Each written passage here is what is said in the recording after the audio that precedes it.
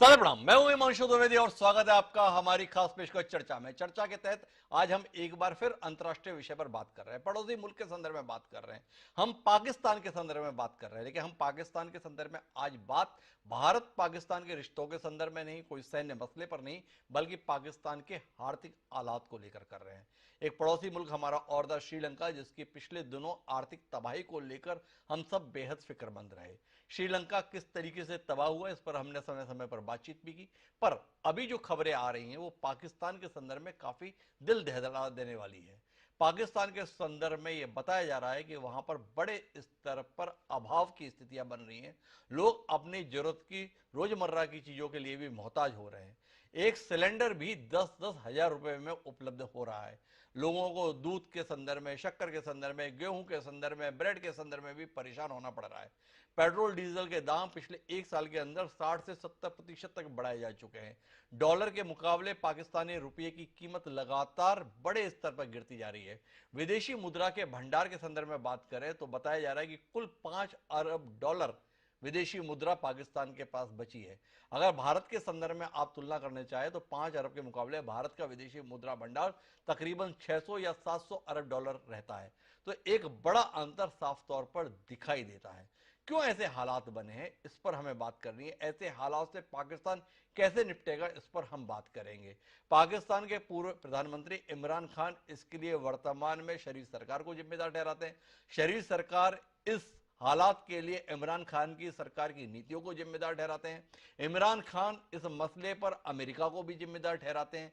हैरत की बात यह है कि अमेरिका से भी पाकिस्तान को समय समय पर बड़ी मदद मिली और चीन भी पाकिस्तान के संदर्भ में मदद देने के लिए तत्पर दिखाई देता है। इसके बावजूद भी पाकिस्तान की आम जनता इन मुश्किल हालात से क्यों जूझ रही है? ऐसे हालातों के बीच में पाकिस्तान अपने सैन्य रक्षा खर्च के संदर्भ में कोई कटौती नहीं करता है। पाकिस्तान की सेना क्या सत्ता में दखल को लेकर तमाम बातें होती हैं। क्या ऐसे वर्तमान सामाजिक और आर्थिक हालात के बीच पाकिस्तान में राजनीतिक स्थिरता रह पाना संभव हो पाएगा? क्या पाकिस्तान में लोकतांत्रिक सरकार का बना रह पाना संभव हो पाएगा, या ऐसे आर्थिक सलाह एक बार फिर पाकिस्तान को सैन्य सरकार के हवाले तो नहीं कर देंगे? ये चिंताएं भी हमारे साथ हैं। तो हम पाकिस्तान से जुड़े हुए आर्थिक हालातों पर आज बात करेंगे। हमारे साथ इस चर्चा का हिस्सा बनने के लिए 4 खास मेहमान मौजूद हैं, जिनसे आपका परिचय कराएं और इस संवेदनशील विषय पर कुछ तथ्यों को जानने, बूझने, समझने की कोशिश करें। उससे पहले समय है आज के विचार सूत्र का। हमारा आज का विचार सूत्र ये कहता है कि दुनिया में जितनी लालते हैं, भूख उनकी मां है। सआदत हसन मंटो के द्वारा यह बात कही गई थी, मशहूर कहानीकार थे।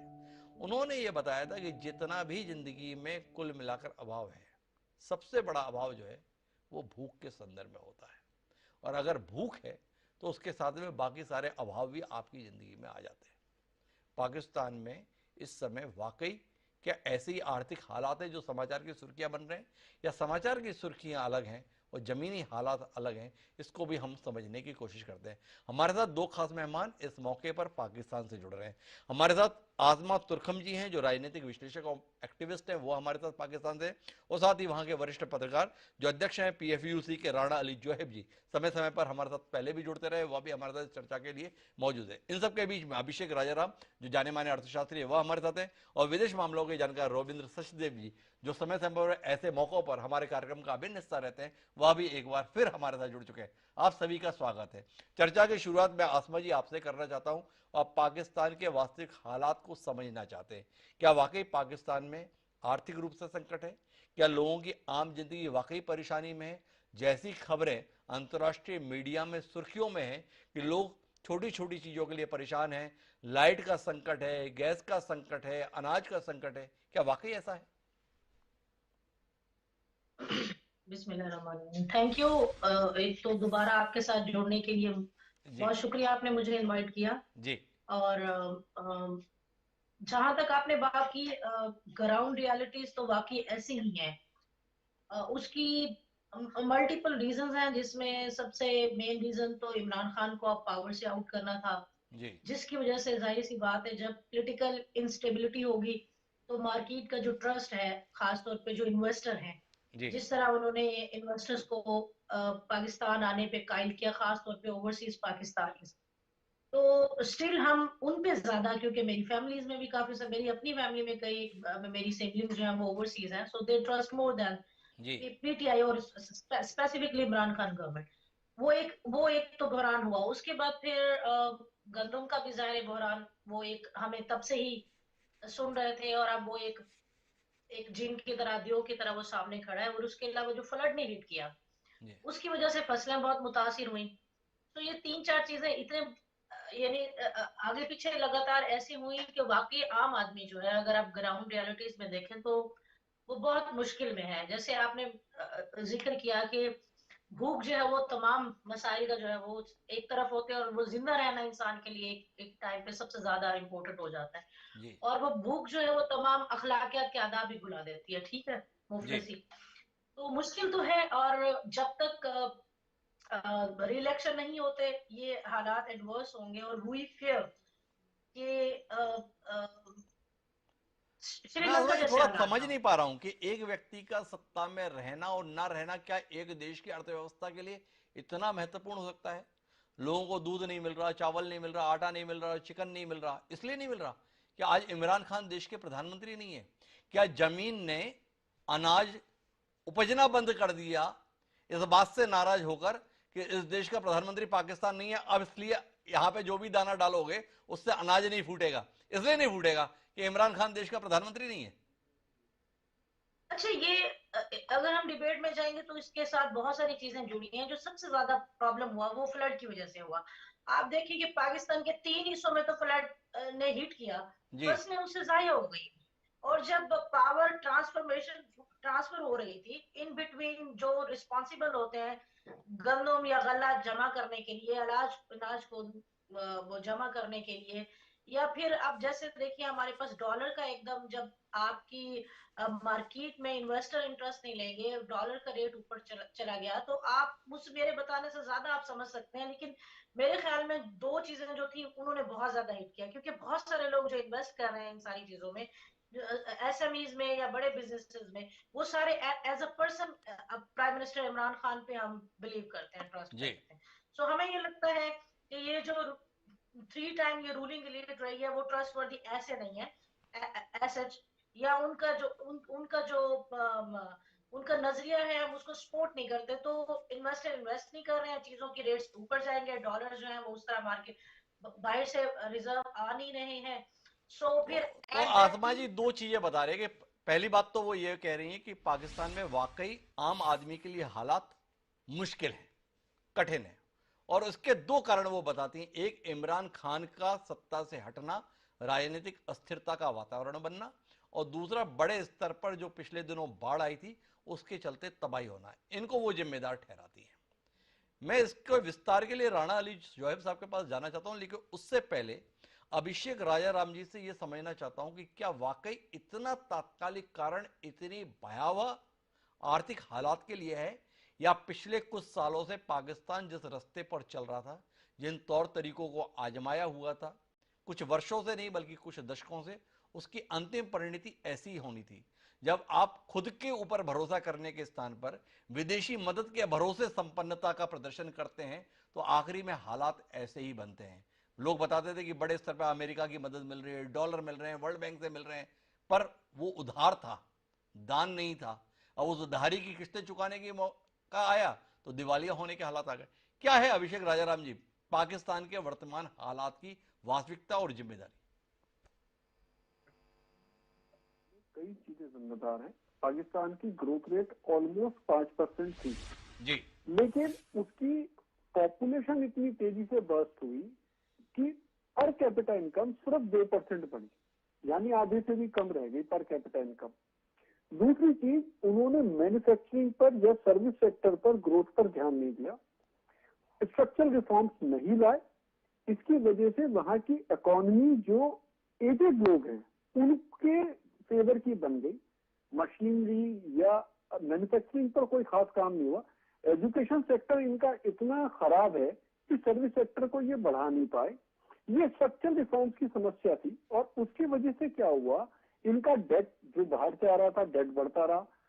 एनर्जी सेक्टर में काम नहीं हुआ। इंपोर्ट इनका 70% ज्यादा है, एक्सपोर्ट या रॉ मटेरियल करते हैं, वैल्यू एडिशन नहीं करते, तो वैल्यू एडिशन करके कोई दूसरी कंट्री प्रॉफिट कमा रही है, plus global inflation, political instability, जिसकी वजह से फॉरेन इन्वेस्टमेंट यहाँ पर नहीं आए, तो जीडीपी ग्रोथ कम हो गई, एजुकेशन बहुत अच्छी नहीं है, तो जो ब्रेन ड्रेन है यहाँ से यंगस्टर्स निकलने लगे, बाहर जाकर बिजनेस करते हैं, यहाँ पर बिजनेस नहीं करते।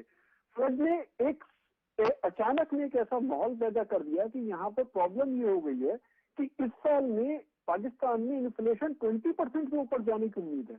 अगर 20% के ऊपर इन्फ्लेशन चला गया तो यहाँ पर कुछ बचेगा ही नहीं, और अगर ग्रोथ भी मानी जाए तो 2% की ग्रोथ के टारगेट कर रहे हैं। 2% की ग्रोथ यानी 23% के इन्फ्लेशन का मतलब तो नेगेटिव में चले गया, और 2018 से लगातार इनकी इकोनॉमी 5% से कॉन्ट्राडिक्ट कर रही है। और यही एक रीजन है कि अभी हाल फिलहाल में जो एक ऑर्डर आया है जिसके शॉपिंग मॉल बंद करवा दिए, रेस्टोरेंट बंद करवा दिए, वेडिंग हॉल्स बंद करवा दिए। इनफैक्ट इन्होंने ये भी कहा कि गवर्नमेंट ऑफिस 30% बिजली का यूज करेंगे और ज्यादा बिजली यूज नहीं करेंगे। और एक देश के लिए शर्म की बात है कि इनकी एक प्रॉपर्टी यूएस में बेच दी गई क्योंकि ये पेमेंट नहीं कर पाए। ये एक कंट्री के लेवल पर सर एक बहुत बड़ी शर्मिंदगी की बात है कि आपकी कंट्री की प्रॉपर्टी दूसरी कंट्री में बेच दी जाए। तो इस तरह के हालात से और निकलने का इनके पास कोई तरीका नहीं है, क्योंकि इनके यहाँ स्ट्रक्चरल रिफॉर्म चाहिए, उसके लिए पॉलिटिकल स्टेबिलिटी चाहिए।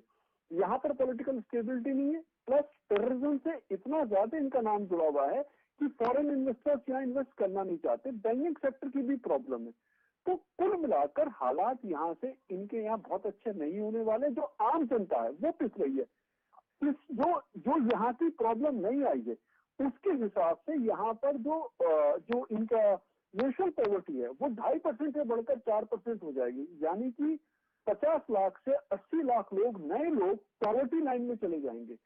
इससे इनका उभरना बहुत मुश्किल है। अच्छा, इनके यहाँ डायरेक्ट टैक्स कलेक्शन बिल्कुल नहीं है, बहुत कम है। इनके यहाँ ज्यादा कलेक्शन है इनडायरेक्ट टैक्स का, और इनडायरेक्ट टैक्स की मार सब पर पड़ती है। तो हालात इनके इतने बिगड़ चुके हैं कि यहाँ पर स्ट्रक्चरल रिफॉर्म्स की लाने की कोशिश कर ही नहीं सकते, क्योंकि मॉनेटरी पॉलिसी की भी एक लिमिट है। मॉनेटरी पॉलिसी भी ऐसा नहीं है ना कि कुछ भी लगा देंगे, और जब किसी के पास पैसा ही नहीं तो कलेक्शन कहां से होगा। फॉरेन से फंड आ नहीं रहे, फॉरेन से इन्वेस्टमेंट आ नहीं रहा, अंदर से उनके पास कुछ है नहीं। अच्छा, एक बात बताइए अभिषेक राजाराम जी, पाकिस्तान के सैनिक खर्च को लेकर भी हमारे यहाँ पे काफी बात होती है। क्या इस आर्थिक संकट में बड़े पैमाने पर सेना के संदर्भ में खर्च भी कोई कारण है आम जनता की इस तकलीफ का? तो खर्चा तो वहां पर सेना पर बहुत ज्यादा है, और अगर वहां से अगर सेना का खर्चा कम करने की कोशिश करी गई तो हो सकता है कि सेना ही कब्जा कर ले। यहाँ तो हमेशा होता आया है, तो वो भी एक रिस्क रहता है। किसी गवर्नमेंट में इतनी पावर नहीं है कि वो सेना को कह दे कि साहब आप अपने खर्चे कम कर लीजिए। तो बड़ा संकट है, ये बात हमें अभिषेक राजाराम जी बता रहे हो। सबसे बड़ी बात जो वो बता रहे हैं वो ये है कि पिछले कुछ वर्षों में आर्थिक सुधार की दृष्टि से पाकिस्तान में काम ही नहीं हुआ। वो काम होता कैसे जब एक राजनीतिक स्थिरता का वातावरण ही नहीं है। राणा अली जोहब साहब हमारे साथ में हैं। दो किस्म की बातें हैं। आसमा जी ये बता रही हैं जो भी संकट आया वो पिछले कुछ समय के कारण से आया, और एक्चुअल तो इसलिए आया कि इमरान खान देश के प्रधानमंत्री नहीं है, इसलिए संकट आ गया। पर बतौर अर्थशास्त्री अभिषेक जी का कहना है कि इसका इमरान खान भर से कोई लेना देना नहीं है। ये कई सालों से जिन नीतियों पर पाकिस्तान चल रहा है उसमें यही होना था, और ये हो रहा है, और आने वाले समय को लेकर भी उम्मीद नहीं। आप तो बड़े जहीन पत्रकार हैं, अपने देश के हालात के संदर्भ में किसको जिम्मेदार ठहराएंगे और भविष्य को लेकर क्या उम्मीद देख पा रहे हैं? डॉक्टर साहब बहुत शुक्रिया आपका जी। सबसे पहले तो मैं ये गुजारिश कर दूं कि हमारा जो इस वक्त एक सिनेरियो बना हुआ है यहाँ पाकिस्तान में महंगाई को लेके, तो जो आपने अपने इंट्रो में सारी चीजें बताई कि आटा, चीनी और पेट्रोल और इवन दैट बाकी ये सारी चीजें जो हैं इसमें बहुत ज्यादा मुश्किलात हैं, तो ये बिल्कुल सच है। इसमें कोई भी ऐसी बात नहीं है कि जो हम जिसकी तरदीद कर सकें या हम कह सकें कि आपने गलत कहा है। दूसरी बात, आपने बात की कि इनका जिम्मेदार कौन है। सबसे पहले मैं बात ये करना चाहूँ कि जब इमरान खान साहब को इक़्तिदार से हटाया गया था तो उस वक्त भी जो जनरल पब्लिक थी पाकिस्तान की, उनमें एक परसेप्शन थी कि खान साहब मुल्क में महंगाई का जो एक ग्राफ है ना उनके होते हुए ज्यादा हो रहा है। अब इस चीज का बेनिफिट लिया जो इस वक्त सेंटर में गवर्नमेंट बैठी हुई है, जिसको जो पाकिस्तान मुस्लिम लीग नून और पीपल्स पार्टी और सारी इत्तेहादी गवर्नमेंट पीडीएम ने मिलकर बनाई थी, इसका इन्होंने इस वजह से बेनिफिट लिया क्योंकि जब इमरान खान गवर्नमेंट में आए थे 2018 में, उस वक्त महंगाई की जो शरह है वो इमरान खान के जब वो छोड़ के गए उससे पहले से कम थी। जी मतलब फॉर एग्जाम्पल कि जब वो 18 में आए तो उस वक्त पेट्रोल की कीमत जो है वो 88 रुपए या 90 रुपए लीटर थी। जब इमरान खान को निकाला गवर्नमेंट से उस वक्त पेट्रोल था 150 रुपए लीटर। तो जी लोग ये समझते थे, परसेप्शन ये थी कि जब पिछली गवर्नमेंट थी तो हम महंगाई नहीं थी, हमें चीजें ठीक मिल रही थी। तो चूंकि इमरान खान गवर्नमेंट में बैठे तो उन्होंने महंगाई कर दी, जिसकी वजह से पेट्रोल जो है वो 150 रुपए लीटर तक पहुंच गया और लोग उनके खिलाफ हो गए।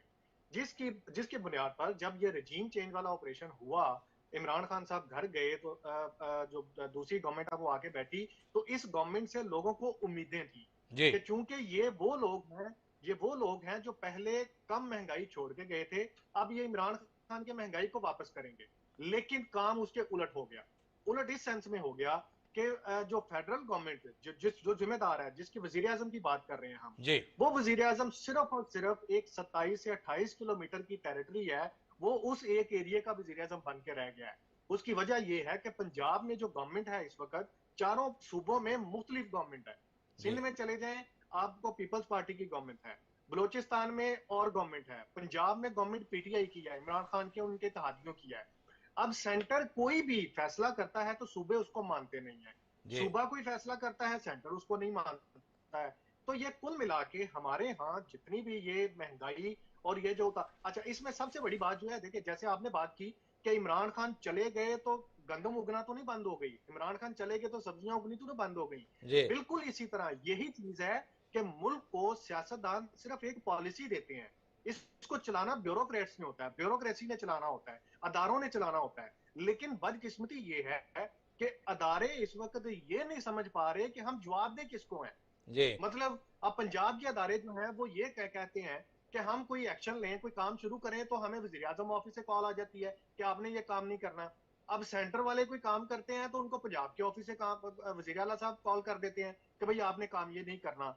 तो पॉलिटिकल इंस्टेबिलिटी जो है इस वक्त, क्योंकि ये बड़ी मजेदार सिचुएशन इस वक्त पाकिस्तान में बदकिस्मती से बनी इस वजह से हुई है कि कोई एक गवर्नमेंट किसी इन सारी सूरत हाल की जिम्मेदारी लेने को तैयार ही नहीं है, और हम किसी एक गवर्नमेंट पर जिम्मेदारी डाल भी नहीं सकते हैं जी क्योंकि हर सूबे की अलग गवर्नमेंट है, अलग पार्टी की गवर्नमेंट है। तो पर ये पर जब मैं एक बात समझना पाकिस्तान चाहता हूँ राणा अली जोहर साहब, ये खबरें पहले भी आती थी कि पाकिस्तान में आर्थिक हालात ठीक नहीं है, पाकिस्तान वित्तीय दृष्टि से बड़े दबाव में है, लेकिन साथ में ये मिलता था कि अमेरिका से इतने लाख डॉलर की मदद आ गई, इधर से इतनी आ गई है। अभी ये सारी मदद है नहीं क्या भाई? पाकिस्तान में इमरान खान ने अमेरिका के खिलाफ मोर्चा खोला हुआ था, उस इमरान खान को बाहर करके शहबाज शरीफ सत्ता में आए हुए हैं, अमेरिका से कोई मदद मिल नहीं रही क्या? नहीं, आप बिल्कुल ठीक कह रहे हैं। मदद, देखिए डॉक्टर साहब आपको भी पता है कि मदद का ऐलान करने में और मदद को वहां तक पहुंचने में, उसकी तकमील में ये बड़ा फर्क है। अमेरिका ने अब फौरी तौर पर, चूंकि जाहिर सी बात है इस सारे ऑपरेशन के पीछे उन्हीं का हाथ था, तो उन्होंने फौरी तौर पर इनको सहारा देने के लिए या इनको एक हौसला देने के लिए ये कह तो दिया कि जी हम इतने डॉलर जो है वो भेज रहे हैं, आप ये कर लें वो कर लें। अगर वो देखें उनकी इतनी अगर बात है या वो इतना पाकिस्तान के आप कह लें कि हक में है, या वो शहबाज शरीफ को इतना पसंद करते हैं, तो फिर जो आईएमएफ की हमारे ऊपर एक कड़ी शरायत लगाई जा रही है, उनकी जो एक बड़ी हार्ड किस्म की कंडीशंस हैं, वो उनको क्यों नहीं उसको लूज करवा देता, उनको कम करवा देता, ताकि हम अपनी मईशत जो है, हमारी इकोनॉमी जो है वो स्टेबल हो जाए। लेकिन वो काम नहीं कर रहे हैं। वो सिर्फ बातों की हद तक पाकिस्तान के साथ, या आप ये कह लें कि करंट गवर्नमेंट जो है उनके साथ वो खड़े हैं, लेकिन इसका ये कतन मतलब नहीं तो है राणा कि वो अली किसी जोहर भी साहब तरह कह से रहे हैं कि अमेरिका की बातें केवल बातें हैं, बातों का क्या, हमें व्यवहार में कुछ नहीं मिल रहा है और ये तकलीफ है।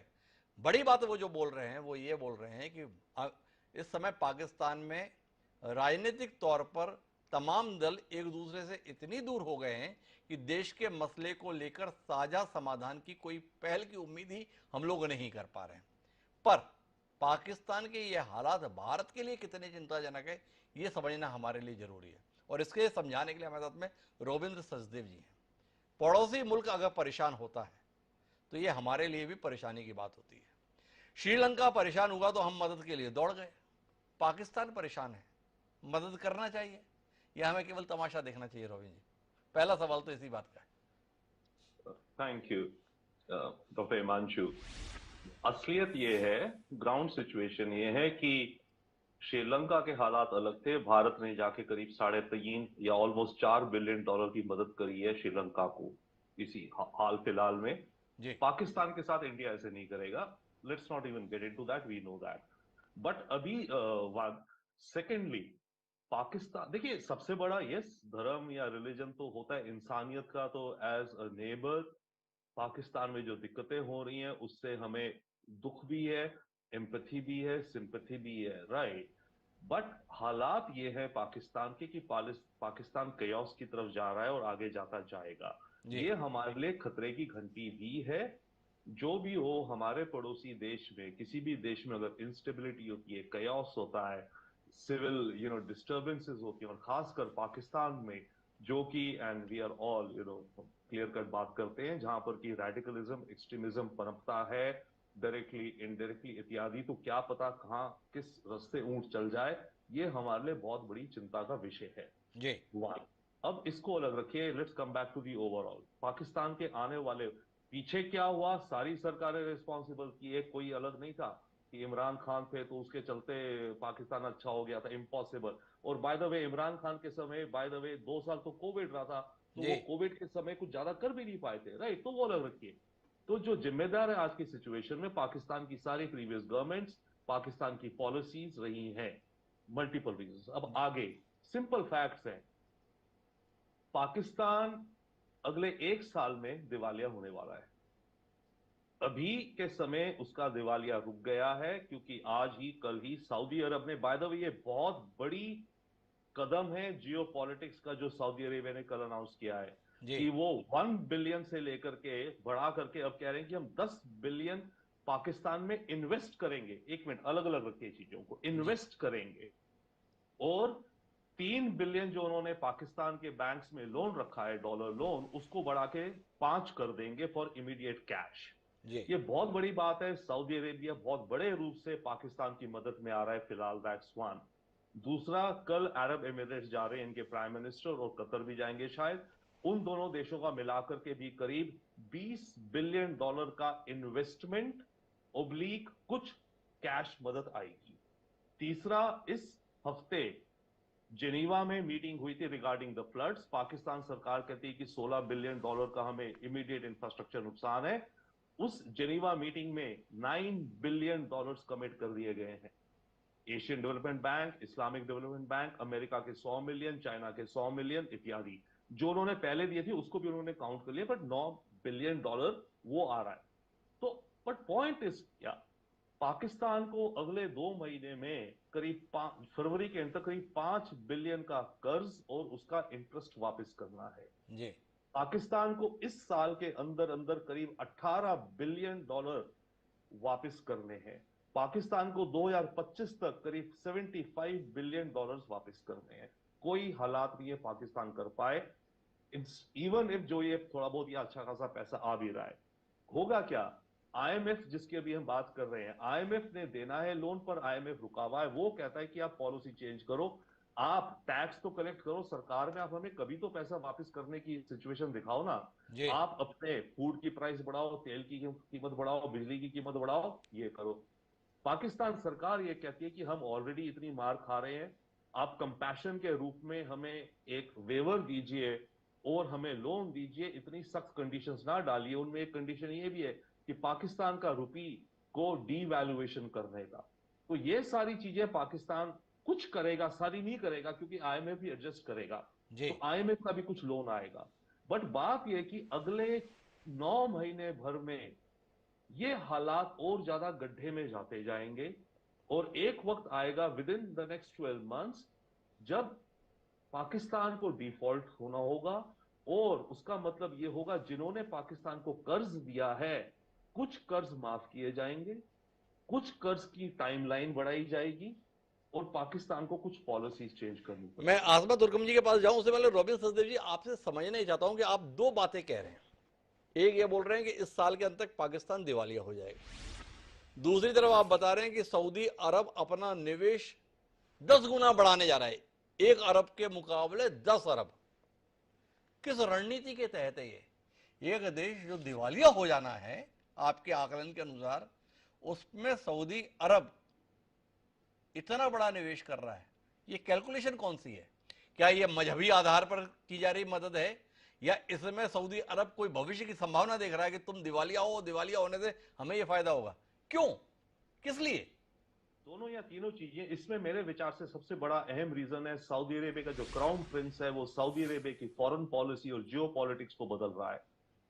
उनको दिखता है पाकिस्तान एक बहुत पुराना दोस्त, अच्छा खासा उनके साथ रिश्ते हैं, पाकिस्तान के ऊपर अब इसका मतलब सऊदी अरेबिया का बहुत ज्यादा इंफ्लुएंस बढ़ने जा रहा है जियो पॉलिटिकली। ये जियो पॉलिटिकल मूव है सऊदी अरेबिया की। और बाय द वे जो निवेश होगा ना, जो 1 से 10 बिलियन निवेश अलग है और लोन कैश अलग है 3 से 5। जो निवेश है उसमें है कि $1 बिलियन तो नई रिफाइनरी की बात हो रही है, बट सेकेंडली पाकिस्तान की सरकार काफी सारी अपनी स्टेट जैसे पब्लिक सेक्टर होते हैं इंडिया में, उनको बेचने जा रही है, डाइवेस्टमेंट करने जा रही है, जिसमें इन्वेस्टमेंट आएगी सऊदी की भी, कतर की भी और एमिरेट्स की भी। तो पाकिस्तान की काफी सारी पब्लिक सेक्टर्स जो टेलीकॉम, इलेक्ट्रिसिटी, ये वो यूटिलिटीज तो कुल मिलाकर देश बिकने जा रहा है और ये तमाम मुल्क उसके खरीदार बनने जा रहे हैं। रॉबिन सचदेव हमें कमोबेश ये बता रहे हैं। तो आसमा जी, आपके पास लौटता हूं और आपसे जानना चाहता हूं कि खबर ये आ रही है कि दुनिया के कुछ देश वर्तमान सरकार की मदद करने के लिए तत्पर है, इमरान खान के लिए चुनौती बनने के लिए या पाकिस्तान के प्रति सद्भाव रखने के लिए? क्या कहती हैं आप? ऐसा है डॉक्टर साहब के इमरान खान को तो अवाम खुद ही चुन रही है, उसमें किसी भी देश की या किसी भी किसी भी थर्ड पार्टी की जी जरूरत नहीं है। बाकी जैसे अभी सर ने कहा कि डिफॉल्ट होने वाला है, अब सब अच्छा कहने को तो जाहिर इजी है, एज अ पैट्रियोट तो मैं यही कहूंगी। लेकिन जैसे कि मैंने पहले डिस्कस किया और मेरे कुछ साथियों ने कंप्रिहेंसिवली डिस्कस किया जी, तो कोई भी इशू जो होता है वो इन अ ब्लिंक ऑफ आई तो नहीं होता, उसके पीछे जाहिर है हिस्ट्री होती है जी, इग्नोरेंस की हिस्ट्री, नेग्लिजेंस की हिस्ट्री, प्रायोरिटाइज ना करने की हिस्ट्री, और फिर ये देखे कि पीपल सेंटर अप्रोच ना होने की हिस्ट्री, और बदकिस्मती से पाकिस्तान इसको फेस कर रहा है। बाकी जहां तक दोस्त ममालिक सपोर्ट कर रहे हैं या मदद कर रहे हैं, तो अभी मेरे पाकिस्तानी भाई ने बात की कि एक अनाउंस करने के बाद, अब जैसे जिनेवा कन्वेंशन में जिनेवा में वो मीटिंग में उन्होंने अनाउंस किया फ्रांस ने जी, या मुख्तलिफ उसने, जब तक वो पाकिस्तान आती नहीं है इमदाद, तब तक तो कुछ भी कहना ये नहीं, वो सर्टन नहीं होगा। पर मैं आसमा जी आपसे ये अलबत्ता समझना चाहूंगा कि वर्तमान सरकार क्या इन हालातों को निपटने के लिए जैसे कदम उठाने चाहिए वैसे कदम उठा पा रही है? आम आदमी परेशान है, आम जनता परेशान है, उसको खाने के लिए अनाज चाहिए, खाना पकाने के लिए गैस चाहिए। क्या इसकी दृष्टि से सरकार काम कर पा रही है या सरकार ने लोगों को उनके हाल पे छोड़ दिया है? well, पिछले 15 दिनों में तो, अगर हम लास्ट 15 दिनों की या 2 वीक्स की बात करें, तो ग्राउंड लेवल पे कोई ऐसे स्टेप मुझे नजर नहीं। जी, और आई विश कि अब ये वहां से इन मुल्कों से वापस आ जाएं दौरों से, तो शायद कुछ नजर आ जाए। तो आसमा जी तो कह रहे हैं कि लोग परेशान है पर जमीन पे उसे राहत नहीं मिल रही। राणा अली जोहब साहब मेरे साथ में हैं, वो जाना अभिषेक जी के पास में, लेकिन इस पर मैं उनका हस्तक्षेप चाहता हूँ। क्या वाकई किसी देश की सरकार अपनी जनता को उसके अपने हाल पर ऐसे छोड़ सकती है?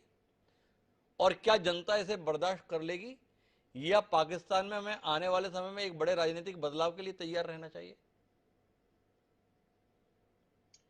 डॉक्टर साहब बहुत शुक्रिया। मैं ना सिर्फ आपके 2 मिनट लूंगा। एक जी छोटी सी एग्जांपल से मैं आपको एक चीज समझाना चाहूंगा और मुझे उम्मीद है कि हम समझ जाएंगे। जी देखिए, पाकिस्तान को डिफॉल्ट करने की बातें हमारे यहाँ भी हो रही हैं। हमारे यहाँ जो सबसे ज्यादा डिफॉल्ट होने की बात कर रहे हैं वो पाकिस्तान तहरीक इंसाफ खुद इमरान खान की पार्टी कर रही है, जी ईमानदार इमरान खान भी कर रहे हैं। जी लेकिन एक ना छोटी सी मैं एग्जांपल देता हूँ कि ये दुनिया जो है ना, ये ग्लोबल विलेज है। इसी तरह ही ना एक विलेज में एक बंदा था, उसने अपने गांव के जितने भी कुछ चौधरी थे ना, कुछ 4-5, उनसे कर्जा लिया हुआ था। जी एक दिन उसकी तबीयत खराब हुई तो उसको उठा के हॉस्पिटल ले गए। बाद चौधरियों को पता चला जी जिसने हमारे पैसे देने हैं ना वो बंदा बहुत ज्यादा बीमार है, और वो सारे उसके पीछे भाग के हॉस्पिटल चले गए। जी उन्होंने पूछा डॉक्टर साहब से क्या इलाज है, उन्होंने कहा जी ऑपरेशन करना पड़ेगा, इतना पैसे लगेंगे वरना ये मर जाएगा। तो सब ने सोचा कि बजाय इसके कि ये मर जाए हमारे पैसे भी मर जाएं, सब 3 4 5 लोग मिल के ना थोड़े से पैसे डाल के तो इसको बचा लेते हैं। तो ये एक हमारी रियलिटी है कि बदकिस्मती से हमने जितने मुल्कों के पैसे देने हैं ना, जितना कर्जा हमें देना है वो हमें डिफॉल्ट होने नहीं देंगे, क्योंकि अगर हम डिफॉल्ट हो गए तो उनके पैसे मरते हुए नजर आएंगे। तो पहली बात तो ये एक ग्राउंड रियलिटी है हमारे पाकिस्तान की कि हम डिफॉल्ट टेक्निकली तो हो सकते हैं लेकिन अनाउंसमेंट उसकी नहीं हो सकती है, कभी भी नहीं होगी। ये मैं आपके टीवी चैनल पे और रिकॉर्ड पे ये जी बात कर रहा हूँ। अब आने वाला जो वक्त है जिसकी आपने बदलाव की बात की, देखिए इस वक्त पाकिस्तान जिस सूरत हाल में है, जी जो इकोनॉमिकल कंडीशन है पाकिस्तान की, इस वक्त इलेक्शन बहुत जरूरी है। जैसे मैंने पहले गुजारिश की कि चारों सूबों में मुख्तलिफ पार्टियों की गवर्नमेंट है और वो ये नहीं समझ पा रहे, फैसला ही नहीं कर पा रहे कि मुल्क को चलाना किसने है। सूबे कहते हैं मुल्क हमारी जिम्मेदारी नहीं है, और मुल्क सेंटर में जो बैठी हुई गवर्नमेंट है वो कहती है कि सूबे हमारी जिम्मेदारी नहीं है।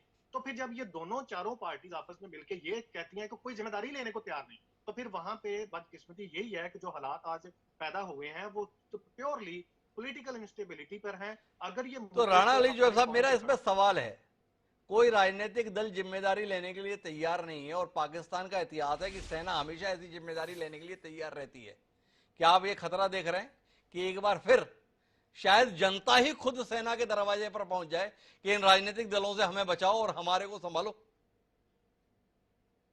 डॉक्टर साहब इसकी एग्जांपल मैं आपको ये देता हूं कि 2013 में जब नवाज शरीफ वजीर आजम बने थे तो उन्होंने जनरल राहील शरीफ को आर्मी चीफ बनाया था। जी तो जब उन्होंने मुल्क संभालने के बाद, प्राइम मिनिस्टर बनने के बाद, मुल्क में जब महंगाई की एक बहुत तेज लहर आई थी, जी इतनी तेज लहर आई थी कि इवन दैट उनकी अपनी पार्टी के लोग वर्कर उनको गालियां देने लग गए थे।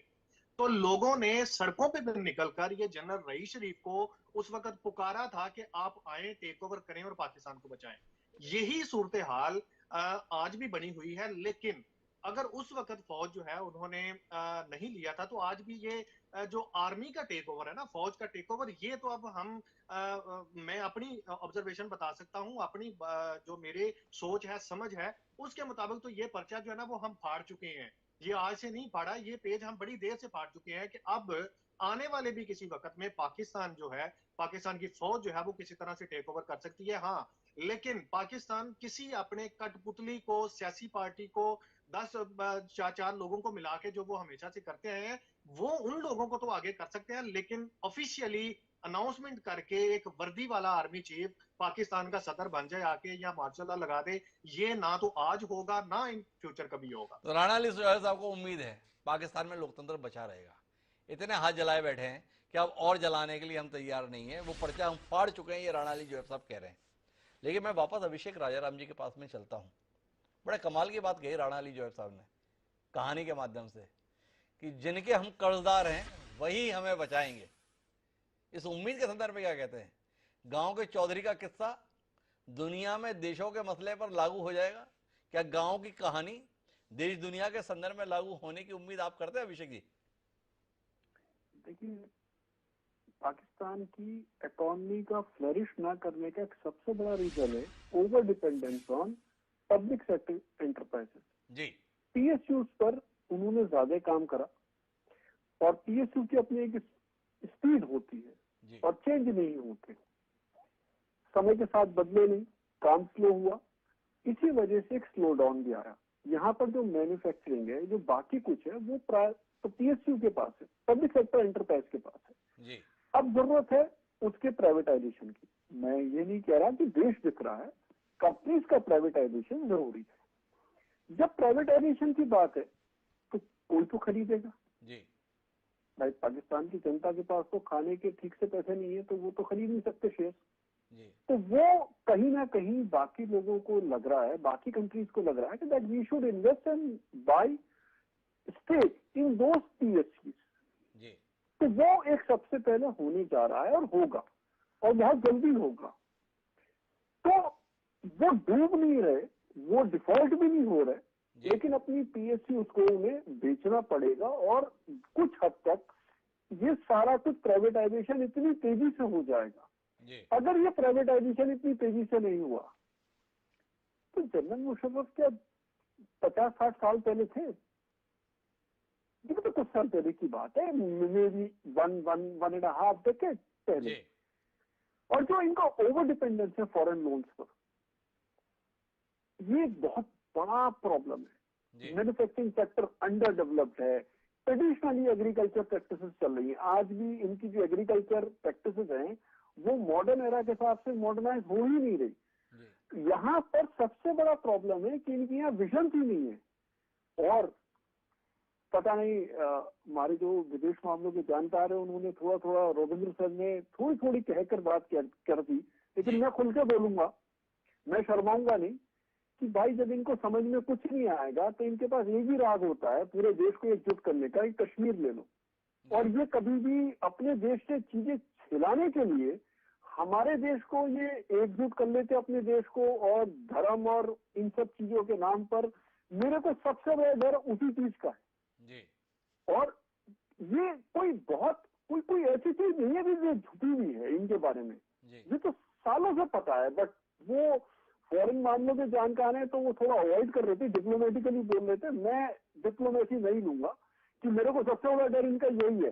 देखो, जो कंट्री ये कह रही है कि हम अपनी कैबिनेट मीटिंग में भी, आप देखो देश के क्या हालात हैं, जो कह रहे हैं कि हम कैबिनेट मीटिंग में भी बल्ब बंद रखेंगे, सूरज की रोशनी में मीटिंग करेंगे। ऐसे ही इन्होंने एक बार पहले भी कहा था कि आधी रोटी खाएंगे लेकिन कश्मीर ले लेंगे। तो ये कोई बहुत पुरानी बातें नहीं, इन पे तो भरोसा करा नहीं जा सकता, ना इनका सपोर्ट करा जा सकता। ये समय तो और चौकस रहने का है कि चौकस रहने का है, जिसके संदर्भ में हमने शुरुआत में बात की थी कि भारत के संदर्भ में क्या ये अतिरिक्त सतर्क रहने का समय नहीं है? क्योंकि जब पड़ोसी मुल्क में हालात इतने भयावह होते हैं तो वहां के हुक्मरान ध्यान बटाने के लिए क्या परंपरागत दुश्मनी के रास्ते को और चौड़ा करने की कोशिश तो नहीं करेंगे? इसके संदर्भ में सीधे तौर पर अभिषेक राजाराम हमें आगाह कर रहे हैं। पर मैं एक बार फिर रॉबिन सचदेव साहब आपके पास में आना चाहता हूं और आपसे उस सिद्धांत पर बात करना चाहता हूं जिसमें कहा जाता है कि आपदा भी कभी कभी अवसर के तौर पर होती है। तो रॉबिन जी, आपसे समझना ये चाहते हैं कि जो ये क्राइसिस आया है, जो ये पाकिस्तान में संकट आया है, तो क्या जो रिफॉर्म्स आर्थिक रूप से पिछले कई दशकों से नहीं हुए वो लागू होने की उम्मीद करें? क्योंकि जिस प्रकार के आप कदमों की बात कर रहे हैं और हमें अभिषेक राजाराम जी बता रहे थे कि पीएसयूज पे इनकी निर्भरता रही, अब उनके निजीकरण की बात हो रही है, क्या ये आपदा पाकिस्तान को एक समाधान भी दे सकती? डीप पॉइंट 2-3 मैं कहूंगा। बिल्कुल, अंग्रेजी में एक सेइंग है, जी When life gives you lemon, make lemonade। Europe और अमेरिका में, यानी कि जब जिंदगी आपको खटास दे, मौके ढूंढो। एग्जैक्टली आप जो कह रहे हैं, आपदा में अपॉर्चुनिटी निकालो। तो पाकिस्तान पे वो वक्त आने वाला है।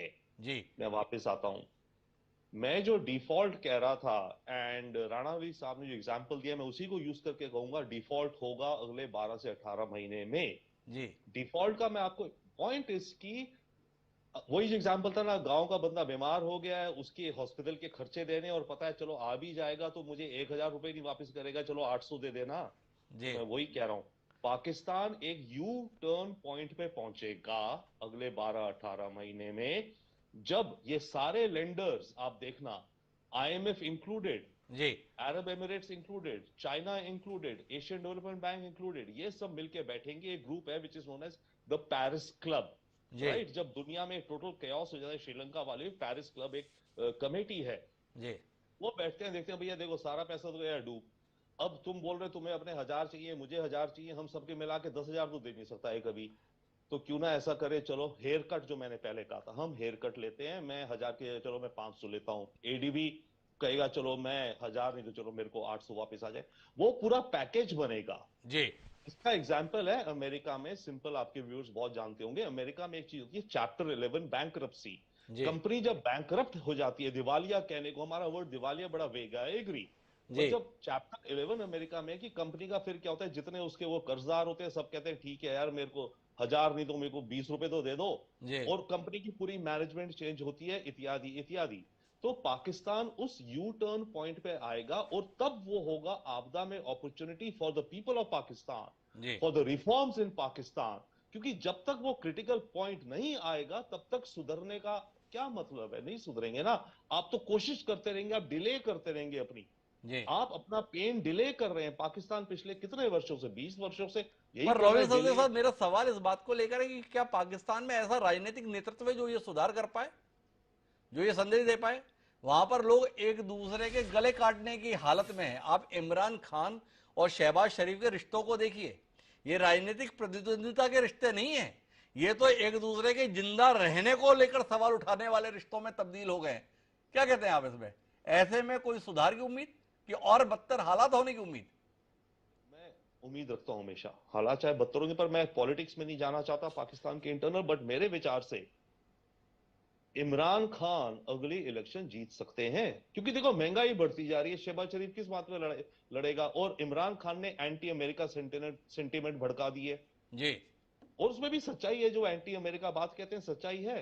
ओके, तो इमरान खान, बट पॉइंट इसकी क्या इमरान खान बदलेंगे आकर के?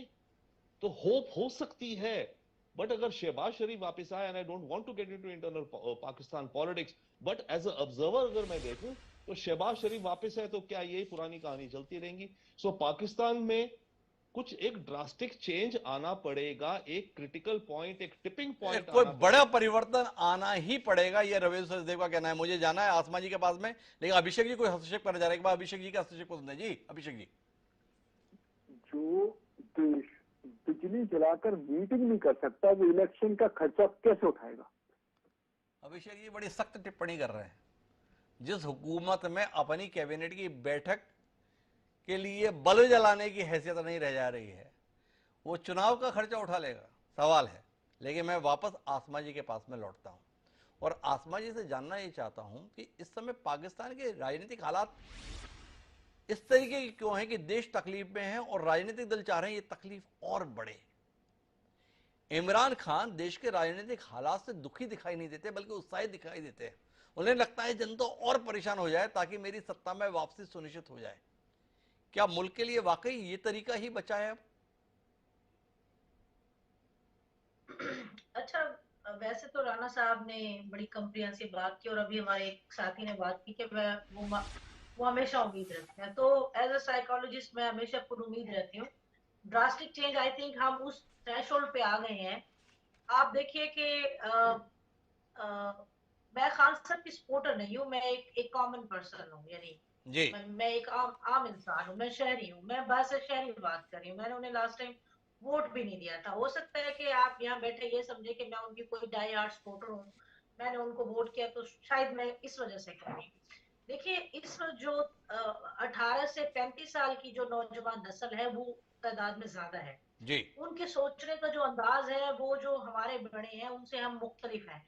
हमें ये लगता है कि खान साहब जो है वो पर्सन है जिनको हम अगर लेके आएंगे तो फिर हम अपने जो हम एज एन एजुकेटेड नौजवान चाहते हैं वो उसको जरूर इम्प्लीमेंट करने में हेल्पफुल होंगे।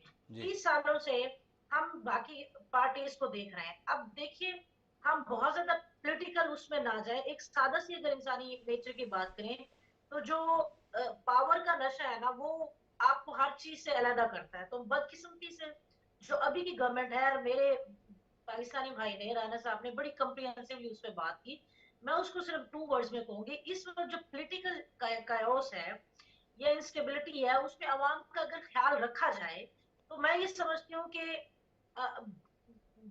भले वो एंटी अमेरिकन उनके व्यूज की वजह से हम खान साहब को नौजवान नस्ल सपोर्ट कर रही हो या फिर जिस भी वजह से सपोर्ट कर रही हो, लेकिन आप ये देखिए कि एक डेमोक्रेटिक कंट्री में जब भी पावर की ट्रांसफर ऑफ पावर होता है तो उसमें तो अवाम ही डिसाइड करती है ना। जी। जब इस वक्त अवाम चाह रही हो कि हम फलां पर्सन को देखना चाह रहे हैं और उसके लिए ना तो हमें कोई पैसे दे रहा है और ना ही कोई प्रेशराइज कर रहा है, तो मेरे ख्याल में इसको डिसाइड करने दिया जाए। लेकिन जितना डिले करेंगे तो मैं सर की बात कहूंगी कि फिर वो ड्रास्टिक, वो जो एक थ्रेशोल्ड है उस वो पॉइंट आ जाएगा जब हम वैसे डिफॉल्ट तो वाकई नहीं होगा, भाई ने इतनी अच्छी स्टोरी सुनाई चौधरी वाली, तो वो जो हमारे जो दोस्त ममालिक है उनके अपनी इंटरेस्ट है। तो यहाँ पर आसमा जी, मैं एक बात समझना चाहता हूं आपसे।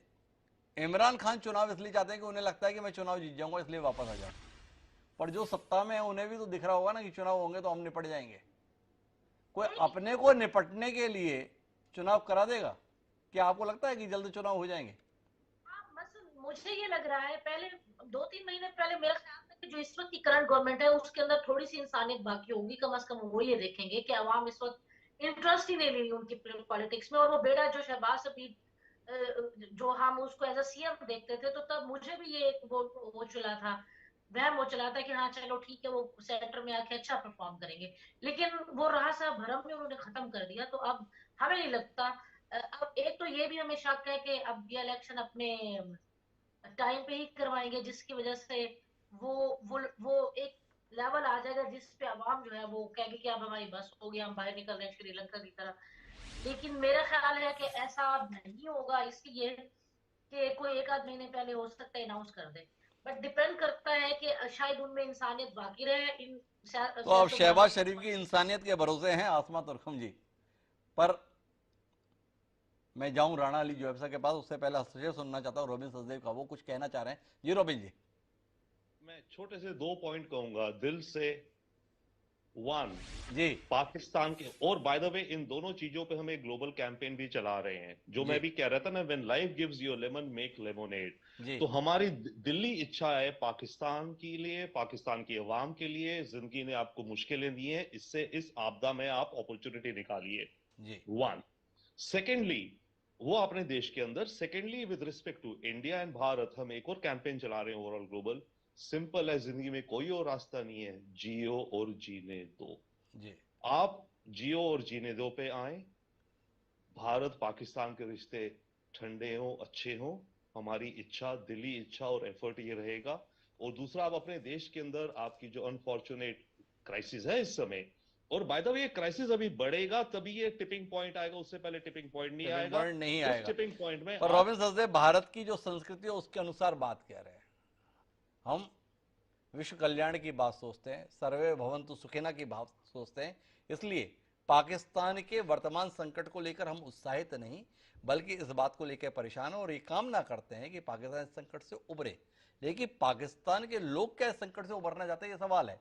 अभिषेक राजाराम जी ने चिंता जताई कि इस मसले का समाधान तो खोज नहीं पाएंगे पाकिस्तान के राजनीतिज्ञ, तो क्या रास्ता निकालेंगे अपनी हुकूमत बनाए रखने के लिए कि कश्मीर के मसले को थोड़ा और गरमाया जाए, वहां के पे कुछ और हस्तक्षेप बढ़ाया जाए, वहां के मुद्दे को लेकर भावनाओं को और उभारा जाए। क्या कहते हैं राणा अली जोहैब साहब, इस समाधान से पाकिस्तान अपने संकट से उभर जाएगा या ये नुस्खा पुराना हो गया, अब नहीं आजमाया जाएगा? मैं ये समझता हूँ कि डॉक्टर साहब, जो इस वक्त पाकिस्तान की सूरत हाल है ना, मैं अपनी जात की बात करूं, चले जर्नलिस्ट तो छोड़ दें, एक आम पाकिस्तानी की हैसियत से मुझे कोई फर्क नहीं पड़ता कि अमेरिका क्या कहता है, मुझे कोई फर्क नहीं पड़ता कि कश्मीर का मुद्दा क्या है, मुझे कोई फर्क नहीं पड़ता कि पाकिस्तान के भारत के साथ क्या ताल्लुकात होने चाहिए, मुझे ये फर्क नहीं पड़ता कि किस मुल्क ने कितने पाकिस्तान को अमदाद दी, कितनी ना दी। मुझे सिर्फ फर्क ये पड़ता है कि मैं जब अपनी बाइक लेके पेट्रोल पंप पे जाऊं तो मेरी जेब में इतने पैसे होने चाहिए कि मैं उस बाइक पे पेट्रोल डलवा सकूं। अगर मेरी जेब में पैसे नहीं है ना, तो फिर ये जो बाकी चीजें हैं ना, जितनी भी हैं, वो सारी बेमायनी है, वो मेरे लिए कोई मायने नहीं रखती हैं। मुझे इस वक्त पाकिस्तान की जो जनरल अवाम है उसमें इस टाइम पे देखें, मैं छोटी सी एग्जांपल देता हूं। नून लीग ने अपना बयानिया शुरू किया, वोट को इज्जत दो, खत्म हो गया। इमरान खान ने बयानिया शुरू किया, बाहर निकल के अमेरिका अमेरिका इसके पीछे, रजीम चेंज, खत्म हो गया। अब उसके पास एक ही बयानिया, महंगाई ये हुकूमत कंट्रोल नहीं कर रही है। वो सब सारे बयानिए, इंटरनेशनल बयानिए जितने भी इन्होंने अपने शुरू किए, वो सब के सब दोनों तीनों पार्टियों के सब के खत्म हो गए। अब सिर्फ एक महंगाई रह गई है। अगर इस कौम ने बाहर निकलना है या किसी चीज के पीछे लगना है, तो अब वो चूरन बिकेगा, वो पार्टी सामने आएगी जो ये कहेगी कि मैं महंगाई खत्म करके आपके मुंह में नवाला डालने की अहलियत रखता हूं। पर राणा अली जोहैब साहब, ये बात तो हर राजनीतिक दल कहने के लिए तैयार है, हम महंगाई को काबू में लाएंगे, हम महंगाई पे काबू लाने में सफल होंगे। जनता किसके फार्मूले पे एतबार करेगी? सब तो आजमाए हुए हैं और सब नाकारा साबित हुए हैं। इस वक्त आज की बात करें ना डॉक्टर साहब, तो आज अगर इलेक्शन हो जाए तो इमरान खान इलेक्शन जीत जाएगा। क्यों? क्योंकि जो पार्टी, जो गवर्नमेंट आज हुकूमत में है, ये उस वक्त महंगाई इन्होंने कम की थी जब इमरान खान हुकूमत में आया था। जी लेकिन जब इन्होंने हुकूमत टेक ओवर की, उस वक्त इमरान खान कम महंगाई पे था, उस वक्त इमरान खान के दौर में और चीजें थी। तो अब लोगों को ये लगता है कि जो गवर्नमेंट गवर्नमेंट शहबाज हुकूमत इस वक्त बैठी है, ये इमरान खान से ज्यादा महंगाई कर रही है, इसलिए वो अब नहीं चाहेंगे कि शहबाज शरीफ को या नून लीग को दोबारा से वोट देकर उनको हुकूमत में बिठाया जाए। इसलिए लोग अब सिर्फ मैं इमरान खान की मैं तरफ एक देख रहे आखिरी हैं। टिप्पणी आपसे लेना चाहूंगा, क्योंकि वो अभिषेक राजाराम जी ने यहां पर अपनी चिंताओं के रूप में व्यक्त की थी। आपसे जानना चाहूंगा राणा जी जोहैब साहब, हमने अपनी जिंदगी के तकरीबन 70 साल कश्मीर के मसले पर एक दूसरे को दुश्मन समझते हुए काट दिए। आप आज हमें ये बता रहे हैं कि कश्मीर का मसले पर हम मुझे कोई फर्क नहीं पड़ता। क्या वाकई अब भारत पाकिस्तान के संबंधों के मसले पर पाकिस्तान की अवाम के लिए कश्मीर मुद्दा नहीं है? इससे इतर विषयों पर आगे बढ़ चुके, जैसे आप बोल रहे हैं कि फौजी मसले पर हम आगे बढ़ गए, वो पर्चा फाड़ चुके। क्या दोनों देश के रहने वाले लोग इस बात पर निश्चिंत रहें कि अब कश्मीर का मसला हमारे यहां राजनीतिक सफलता की गारंटी नहीं रहेगा? लोग कश्मीर का झुंझुना दिखाकर अपने आप को सत्ता में बनाए रखने के फार्मूले पे सफल नहीं हो सकते। क्या ऐसी कोई उम्मीद? डॉक्टर साहब देखें, इसमें मैंने अपनी ऑब्जर्वेशन कही कि ये मेरे ख्यालात हैं, ये जी पाकिस्तानी अवाम के नहीं है। ये मैंने कहा कि मैं अपनी जात की बात कर रहा हूँ। मेरी जात की अगर बात की जाए तो मैं ये समझता हूँ कि इस वक्त देखिए, एक छोटी सी एग्जांपल है। भारत ने 370 धारा खत्म करके कश्मीर को अपने उसमें मिला लिया, गवर्नमेंट में मिला लिया। क्या कर लिया हमने? जी क्या हम उसको वापस करवा पाए? एज अ पाकिस्तानी गवर्नमेंट नहीं करवा पाए। क्या हमने जो स्पेशल स्टेटस था उनका वो वापस करवा पाए? बिल्कुल भी नहीं करवा पाए। तो मेरा ये मानना है कि दो चीजें हैं, या तो जितना इंडिया के पास है वो इंडिया को दे दे, जितना पाकिस्तान के पास है वो पाकिस्तान को दे दे। दोनों मुल्क अपना अपना इसके ऊपर से वो जो ठेकेदारी है, जो इनका एक क्या उसे कहते हैं कि अपना समझते हैं, हक समझते हैं, उसको खत्म करें, ताकि जितना जिसके पास है वो उसको उस तरीके से अच्छे तरीके से आगे चला सके, डेवलपमेंट करे, उसमें लोगों को अच्छे तरीके से दें। कुल मिलाकर जमीनी वास्तविकताओं को अब समझने लगे, इस प्रकार के हालात दिख रहे हैं। अभिषेक राजाराम जी कोई टिप्पणी करना चाह रहे हैं इस कार्यक्रम की आखिरी टिप्पणी के तौर पर? एक बार अभिषेक राजाराम जी की बात को सुनते हैं। जी अभिषेक जी। देखिए, दो समस्याएं हैं पाकिस्तान में। एक, कंसंट्रेशन ऑफ वेल्थ, जो जी पैसा है वो कुछ चुनिंदा फैमिलीज के पास है। सेकंड, इनके यहाँ यंग पॉपुलेशन बहुत ज्यादा है, लेकिन यंग पॉपुलेशन को जो एजुकेशन मिली है वो मॉडर्न एजुकेशन नहीं मिली। इसलिए जो उन्हें मॉडर्न वर्ल्ड की अंडरस्टैंडिंग और जो बहुत ज्यादा इन चीजों से आगे बढ़ जाए, उस तरह की एजुकेशन उसको नहीं मिली है। तो वो जिस दिन कॉल आएगी रिलीजन के नाम पर या इस तरह की कॉल जब आएगी, तो वो उसका झुकाव उसी तरफ जाएगा जिस तरफ जाता आया है। और ये सोचना कि ऐसी कॉल नहीं आएगी, ऐसी कॉल नहीं देंगे पॉलिटिशियंस, या आर्मी टेक ओवर नहीं करेगी। अब ये कह रहे थे कि डायरेक्ट टेक ओवर नहीं करेंगे तो अपना बंदा बैठा देंगे। अल्टीमेटली होना वही है यहाँ पर, क्योंकि एजुकेशन के तौर पर उनको अभिषेक राजाराम भविष्य को लेकर बहुत आशंकित हैं पाकिस्तान के संदर्भ में। पुराने अनुभव उन्हें भूलने नहीं देते हैं कि भविष्य में क्या हो सकता है। राणा अली जोहैब साहब का कोई एतराज है? हमने वैसे चाहा था कि अभिषेक जी की आखिरी टिप्पणी रहेगी, लेकिन चूंकि मसले पर बात पाकिस्तान को लेकर हो रही है, तो पाकिस्तान के जो साथी हमारे साथ वहां से जुड़े हैं उनकी बात को सुनना हमारा नैतिक दायित्व है। जी राणा अली। डॉक्टर साहब, मेरा इतराज नहीं है। मेरी एक छोटी सी बस दरख्वास्त है कि जैसे हमारे मौजूद मेंबर ने ये कहा कि पाकिस्तान और भारत के जो ताल्लुकात हैं वो ठंडे होने चाहिए, इन दोनों के आपस में मामलात आगे बढ़ने चाहिए, तो आप यकीन कीजिए कि मेरी दिली ख्वाहिश है कि मैं ये जो जूम मीटिंग के जरिए आपसे जुड़ रहा हूं ना, ये मैं आपके स्टूडियो में बैठ के आपके साथ बात करूं। तो इसके लिए आपके चैनल के तवज्जो से मैं ये गुजारिश करता हूं, आप भी इस पे बात कीजिए कि जरा अपनी गवर्नमेंट को भी कहिए कि कुछ थोड़ा सा वो भी सोचें, कुछ हम भी सोचें, ताकि ये जो आपसी मामलात हैं ये आगे बढ़ें और एक दूसरे के साथ हम ट्रेड भी करें। जो रुकी हुई है, जो नुकसान है, देखिए हम हजारों मील लाखों मील दूर लोगों से तो बात कर रहे हैं, लेकिन हमारे जो हमसाये में बैठे हुए हैं उनसे भी हमें बात करनी चाहिए। तो कुल मिलाकर हम इस बातचीत के मर पे पहुंचे तो एक बात समझ में आती है कि हमारा पड़ोसी मुल्क इस समय कठिनाई के दौर से गुजर रहा है। अब उसकी कठिनाई को देखकर हमें प्रसन्न होना चाहिए या मददगार की भूमिका निभानी चाहिए, इसके संदर्भ में हिंदुस्तान को विचार करना चाहिए। दूसरी महत्वपूर्ण बात यह है कि क्या पाकिस्तान अपने पुराने अनुभवों से सबक लेते हुए इस आपदा को अवसर के तौर पर परिवर्तित कर पाएगा, इसको लेकर सवाल है। वहां के हुकूमत में बैठे हुए लोग नहीं, बल्कि वहां की राजनीति में सक्रिय लोग क्या अपने दलगत हित से ऊपर उठकर देश हित के लिए बात कर पाएंगे या फैसले ले पाएंगे, इसको लेकर संदेह बना हुआ है। और जब तक ये संदेह बना रहेगा तब तक समाधान निकलेगा नहीं। आने वाला समय पाकिस्तान के लिए और मुश्किल भरा दिखाई दे रहा है। देखें वहां की जनता के संदर्भ में फैसला लेने के लिए जिम्मेदार लोग इस संकट से निपटने के लिए किस रास्ते पर जाते हैं। क्या एक बार फिर सेना का सहारा पाकिस्तान को उबारने का कारण बनेगा, या लोकतंत्र की जड़ों को और मजबूत करते हुए पाकिस्तान नए स्वरूप में दुनिया के सम्मुख प्रस्तुत होगा? और वो नया स्वरूप क्या भारत पाकिस्तान के रिश्तों को एक नई परिभाषा दे पाएगा? जानने में हमारी दिलचस्पी रहेगी। और दिलचस्पी इस बात को लेकर भी रहेगी कि जैसे हाथ हमने श्रीलंका के संदर्भ में बढ़ाए, क्या पाकिस्तान के संदर्भ में भी हम संबंधों की नई इबारत लिखने के लिए अपने हाथ बढ़ाने का साहस कर पाएंगे? देखेंगे। आप सभी मेहमानों का बहुत बहुत धन्यवाद इस संजीदा चर्चा का हिस्सा बनने के लिए। समय है अब आज के शेर का। हमारा आज का शेर पाकिस्तान के हालात को लेकर कुछ यूं है कि चीनी नहीं है घर में, लो मेहमान आ गए। चीनी नहीं है घर में, लो मेहमान आ गए। महंगाई की भट्टी पे शराफत उबाल दो। अदम गोंडवी के द्वारा बहुत ही मारक पंक्तियां कही गई थी, लेकिन ये समझ की बात है। उम्मीद करते हैं ये संकट का दौर पाकिस्तान के संदर्भ में कोई नई इबारत लिखने में कामयाब होगा, और वो कामयाबी इस रूप में होगी जो जियो और जीने दो के सिद्धांत पर आधारित होगी। क्या वाकई ऐसा होगा? हमें इंतजार रहेगा जानने का। इसी के साथ अब मुझे दीजिए इजाजत। कल फिर मिलेंगे नए विषय के साथ। तब तक के लिए सलाम।